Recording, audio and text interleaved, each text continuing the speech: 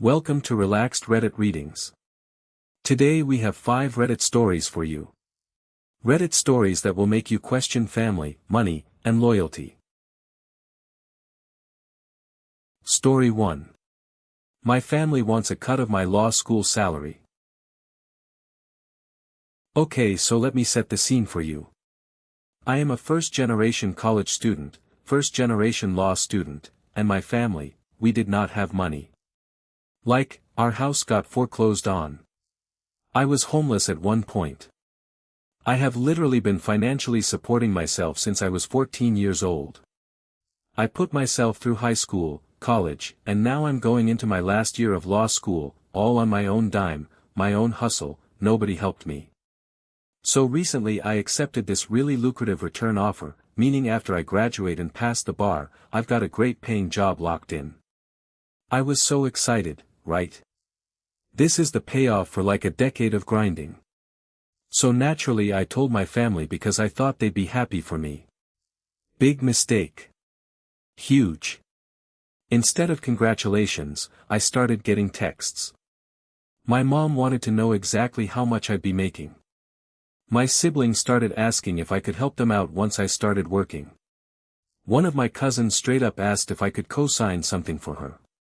It became this whole thing where every conversation somehow circled back to my future salary and what I was going to do for everyone else with it. I tried to be polite about it at first. I'd deflect, change the subject, whatever. But it kept happening, over and over, at every family gathering, every phone call. Finally at a family dinner, my aunt point blank asked me what my starting salary was going to be, in front of like 10 people. And I lost it a little. I said I'm not discussing my finances with anyone in this family anymore, effective immediately. The table went silent. My mom later pulled me aside and said I was being cold, that family helps family, and that after everything they sacrificed for me I owed them transparency at the very least. And I just want to point out, they didn't sacrifice anything for me financially. I was buying my own groceries at 14. I paid my own way through law school with loans and scholarships and 3 jobs. Nobody in my family contributed a dime.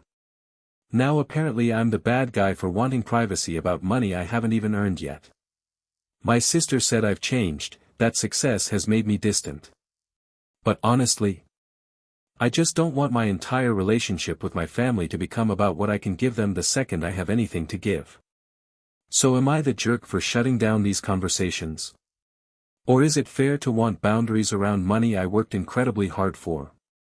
If you're enjoying these stories, hit that like button and let me know in the comments which story you relate to the most. Story 2. I told my sister-in-law to sell her $60,000 ring. So this situation has been eating at me for months and I need to know if I'm crazy here. My brother's business has basically collapsed. Financially, things are bad, like really bad. Between my parents, me, my other siblings, and some other relatives, our family has put in over $150,000 combined just to keep him and his wife afloat. And here's the thing, they've got 3 kids, all under 3 years old. 3.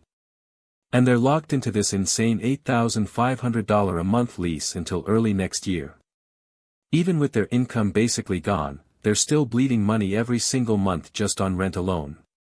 So we're all sitting around trying to figure out how to help without just endlessly pouring money into a sinking ship, right? And I bring up, kind of gently at first, hey, doesn't my sister-in-law still have that engagement ring?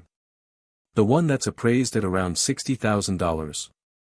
I mean, that alone could cover like 7 months of their rent, or pay off a chunk of debt, or literally keep the lights on without the rest of us having to dig into our own savings again.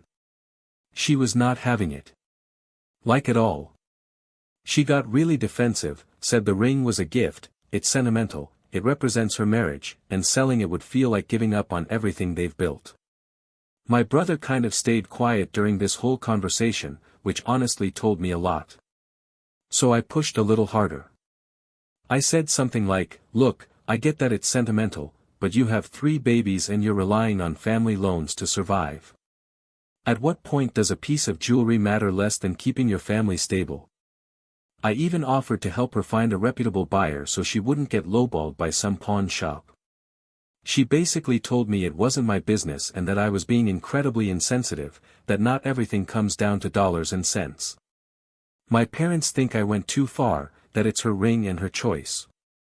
But some of my other siblings actually agree with me, saying that if we're the ones covering their expenses, it's not unreasonable to ask her to liquidate a $60,000 asset before asking for more help. Now there's this weird tension at every family gathering. She barely talks to me anymore. My brother's stuck in the middle. And I keep asking myself, was I wrong to bring it up? We're not talking about some cheap trinket, we're talking about tens of thousands of dollars sitting on her finger while the rest of us dip into our savings to keep their family afloat. So tell me, am I the jerk here? Or is it fair to expect someone to sell a luxury item before asking family for six figures in support? Story 3. He chased me for $20 but owes me $150. Okay, so this one is a masterclass in audacity and I need to vent about it. About 3 months ago, my friend Gabriel was short on rent, and I lent him $150. No big deal, that's what friends do, right? He said he'd pay me back after his next paycheck. Weeks went by, nothing. I knew money was tight for him so I didn't push, I figured he'd get to it when he could. That's just who I am, I don't like nagging people about money. Fast forward to last week. I forgot my wallet at home, and Gabriel covered my $20 fare home. Not a huge deal, right? Except that same evening, and I mean literally hours later, he messages me asking when I'm sending the $20 back. I thought maybe he just needed it for something specific, so I said sure, I'll send it soon. Then the next morning, he texts me again reminding me about the $20. At this point I'm sitting there like, are you serious right now? So I suggested, hey, why don't we just take the 20 off the 150 you already owe me? Simple math, right? Solves both problems at once. But no. He said, and I quote basically, that the two loans were separate and he wanted his $20 specifically. I was stunned. Like, this man has owed me $150 for 3 months with zero mention of it, zero urgency, nothing.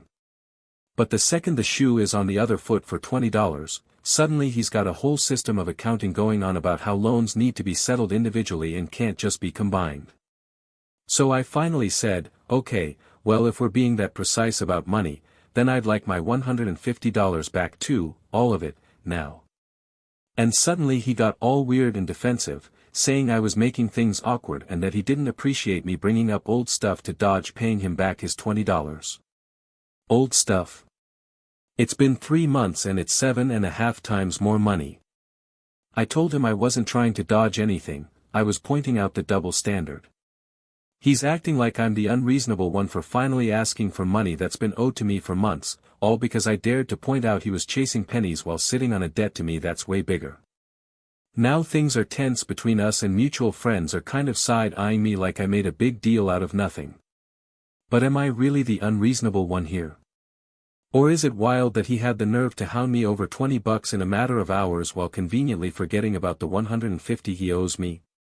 What would you have done in my position? Story 4. I banned my friend's kids from the lake house after they almost drowned. Alright, so this one still makes my blood boil a little when I think about it. My husband has this friend, and she called him up asking if her kids could come use our lake house to do some fishing. Totally fine, we've hosted people before, no problem. We assumed, reasonably I think, that she would actually come with them. The kids were supposed to bring their own fishing equipment too. Instead, she just drops them off. Doesn't stay. Doesn't even stick around to make sure they're settled in. And get this, she also drops off one of her son's friends, a kid we have never met in our lives, with zero supervision, at our lake house. So these kids get there, and surprise, they forgot their fishing equipment. So what do? They just start using my husband's gear.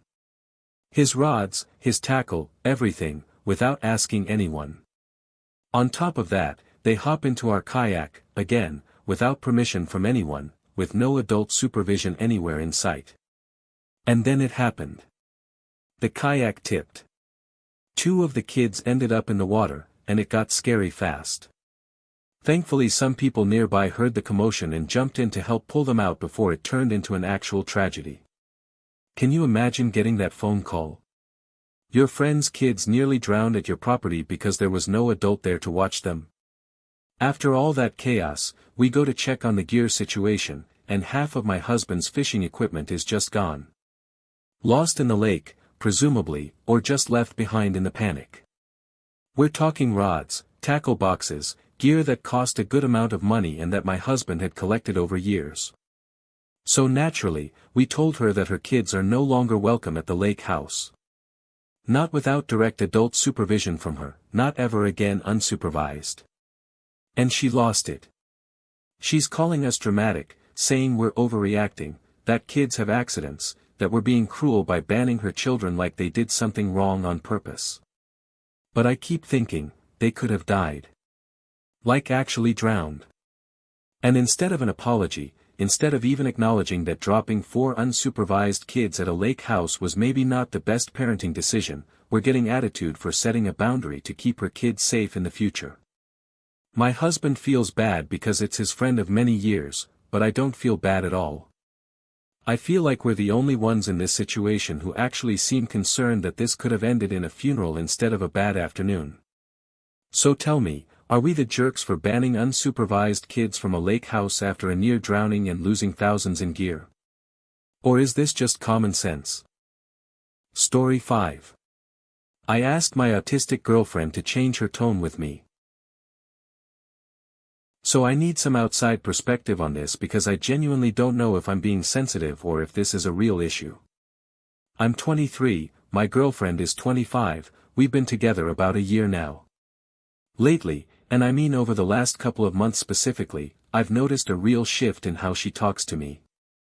If I just say her name to get her attention, she'll snap back with, "What?" in this really sharp tone, like I've already annoyed her before I've even said anything. If we're having a conversation and I'm in the middle of explaining something, she'll just interrupt and completely change the subject, no acknowledgement of what I was saying at all.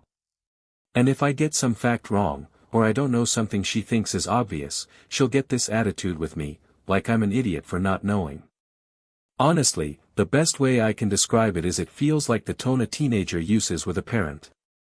That kind of eye-rolling, exasperated, "Why are you even talking to me?" energy, for what feels like no reason at all. It's not constant, but it's happening enough that I started noticing a pattern and it was starting to actually hurt my feelings. So I finally sat her down and brought it up gently. I said, "I've noticed you've been talking to me differently lately, kind of short and snappy, and I wanted to know if something's going on or if I did something to upset you." And her response really threw me. She said she wasn't aware she was doing it, and that sometimes with her being autistic, her tone doesn't always match how she's actually feeling, and that she doesn't process the need to soften her delivery the way neurotypical people might expect. I told her I understood that, and I wasn't trying to police how her brain works, but that from my side, it still feels bad to be on the receiving end of it regardless of intent. I asked if she could try to be more mindful of her tone with me, even if it's not intentional. And that's kind of where things got tense. She felt like I was asking her to mask, which she said is exhausting and something she's tried to move away from doing, especially in her own home with the person she's supposed to feel safest with. Some of my friends think I'm being reasonable, that regardless of the reason behind it, you're allowed to ask your partner to communicate with more care towards your feelings. But a couple of people I've talked to, especially ones who are more familiar with autism, said I might be putting an unfair burden on her to constantly monitor and adjust something that isn't a choice for her the way it is for other people. I don't want her to feel like she has to perform being neurotypical just to make me comfortable. But I also don't want to just accept being spoken to in a way that genuinely hurts, even if there's no bad intention behind it. I feel stuck in the middle of wanting to be understanding and also wanting basic respect in how we talk to each other. So, am I the jerk for asking her to change her tone? Or is this a fair thing to bring up in a relationship, regardless of the reason behind it? If you enjoyed these stories, drop a comment telling me which one was your favorite.